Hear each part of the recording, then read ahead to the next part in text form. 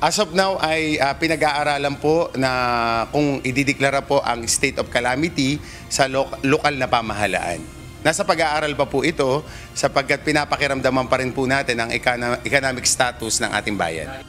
Ramdam na ng mga mangingisda sa Laurel, Batangas ang epekto sa kanilang kabuhayan dahil sa issue ng missing sa bungeros. Sa tala ng Laurel Local Government Unit, nasa 500 mangingisda ang kasalukuyang apektado ng ginagawang paghahanap sa mga ito. Ayon kay Bienvenido Mayuga, Municipal Administrator ng Laurel, sa ngayon ay pinag-aaralan na nila ang economic status ng kanilang bayan para sa posibilidad na pagdedeklara ng state of calamity. Plano rin ng lokal na pamahalaan na humingi ng tulong sa national government gaya ng Department of Social Welfare and Development o DSWD. Sa mga susunod na araw po, ay pinag-uusapan na po kasama po ang DSWD, MSWD para naman po sa mga agarang tulong po para po sa mga affected ng atin pong mga investigasyon na nagaganap. Sapagkat affected po talaga ang kanilang hanap buhay dito po sa ating bayan.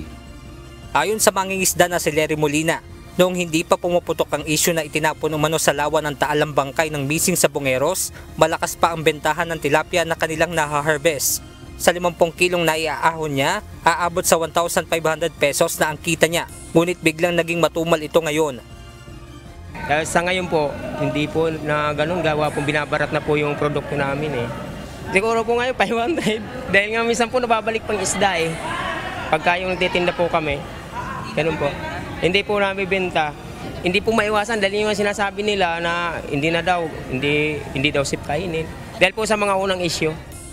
Mula rin sa 140 pesos per kilo, ngayon ay 60 pesos na lang niya itong nabebenta. Nilinaw naman ng Laurel Batangas LGU na ligtas pa rin kainin ang mga tilapia na ina-harvest sa kanilang lugar. Paglilinaw din po, ang tilapia po sa Laurel ay cultured. Ibig sabihin, ito po ay alaga. Pinatutuka po ito ng commercial feeds. Hindi po ito yung alpas na kagaya ng inaasahan ng iba.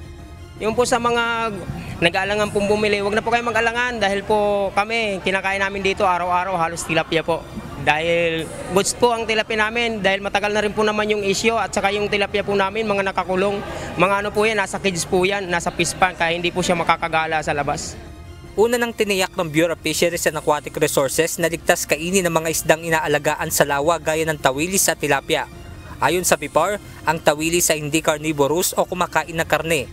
Ito ay nabubuhay sa algae at planktons, habang ang tilapia na nasa fish cages ay pinapakain ng commercial feeds. Benedict Samson, UNTV News and Rescue. Diyos ang aming sandigan, serbisyo publiko ang aming pinahahalagahan.